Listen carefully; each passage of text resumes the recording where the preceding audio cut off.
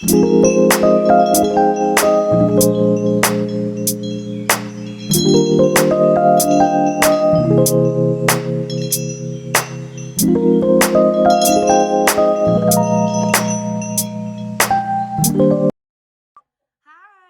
another webisode of Tabitha's Topics. I'm Tabitha Morris, the owner and executive consultant of Clinical Consulting Agency.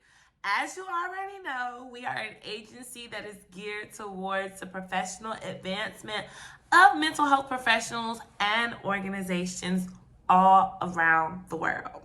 So, thank you guys for tuning in for part 2 of this segment, our professional development segment, because it is key.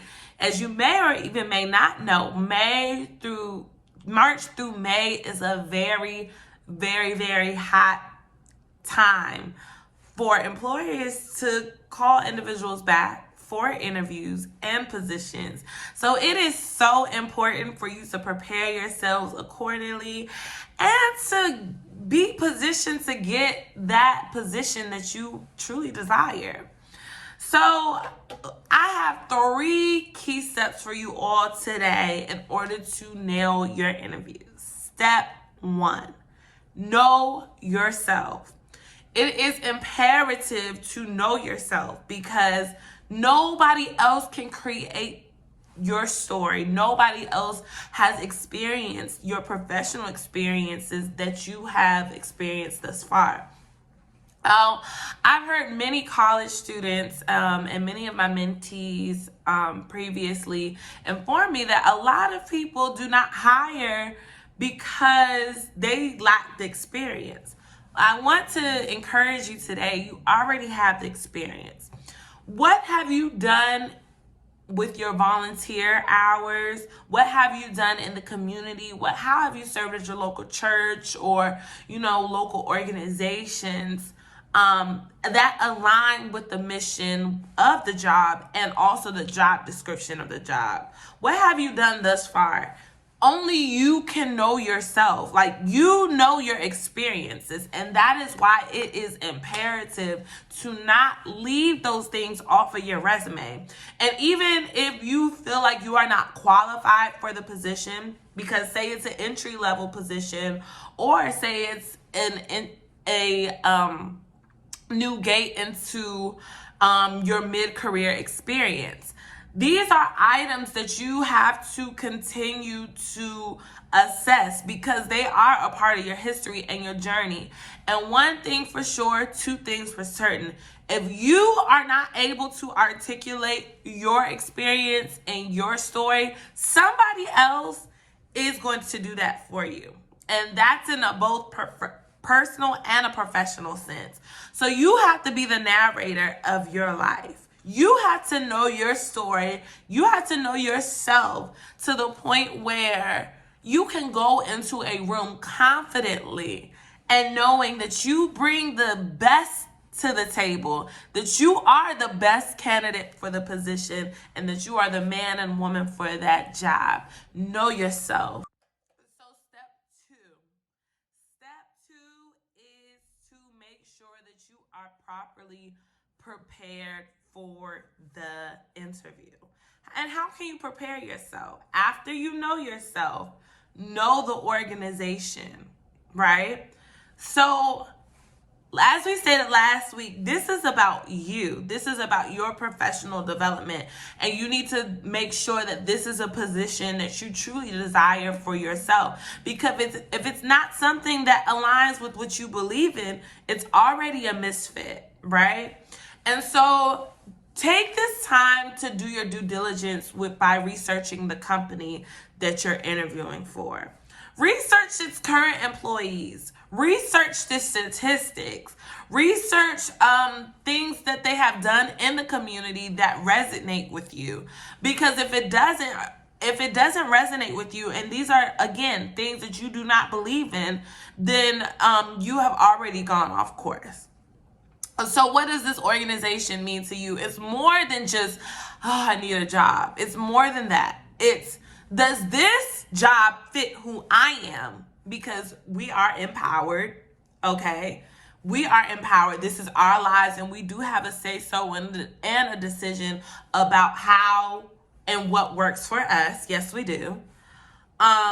Or do we conform because we just need something for the time being? I would highly advise to not be in that mindset, because again, you can find yourself going to an organization that is not the best fit for you, and then you become miserable, you become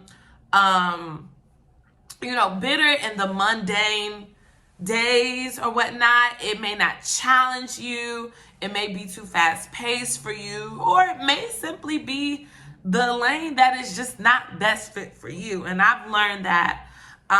So in total transparency in social work, there are so many different lanes to social work, and it is important to understand your strengths. Now, many of us social workers, we begin usually in a child and family segment, and then from there we're able to determine which demographics work best for us. So definitely want to encourage you, if you are a new social worker, or even if you're mid-career experience and you still haven't quite found your niche, just please don't give up on yourself. Understand that it does take time, but when something is truly not for yourself. And last but certainly not least, making sure that you are presentable for the interview. Ladies and gentlemen, especially if you have hair, make sure that your hair is nice and tidy, however you desire to wear your hair. Make sure that it's tidy and that it's neat. Make sure that your makeup is at a minimal. Make sure that it's very natural. You don't want to go into interview, unless you are in a profession outside of social work, whatever the case may be. Like if you're a makeup artist or, a creative designer, you have free reign with your looks and, what you're trying to exemplify. However, if you are in this industry, or you're in a industry or an executive type industry or administrative type industry, you definitely want to make sure that you have a clean cut appearance. Wear those colors that are standard for interviews: blacks, your blues, your creams, stuff that complement your skin tone as well, but that also detract from negative attention. You don't want to be known for the person who wears bold things to interviews, because interviewers do take note of that. So today's example, I want to use my glasses. I absolutely love these frames, you all. I love these frames, but I would not wear these in an interview because they're very loud. They're very loud. And again, you all, this is my personal preference. You are free to do whatever you desire to do. However, from past experiences, I have seen people, who were judged by their parents. And while it is not the way of us who are believers in Christ, we are in a world that is governed by worldly systems. Not saying that we are governed by worldly systems, because we look past the outer man. That's what we're called to do. But the world looks at the outer man. So it's just important to make sure that what you are wearing, you feel confident, because at the end of the day, you are still exemplifying exactly who you are, and you're painting a picture of yourself. So as I stated before, you guys, I'm so excited for you all.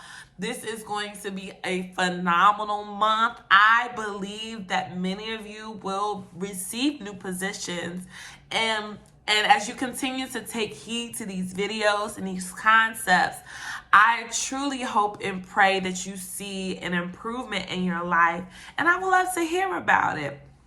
And of course, if you also need additional assistance, we are available to help. Simply go to our website, www.clinicalconsultingagency.com, so that you are aware of the services that we do provide. We do consultations, and we also help with career matching. We help with resume building, and few other services that are available for clinicians and those in the mental health industry. So once again, my name is Tabitha Morris, and I look forward to seeing you next week. Toodles.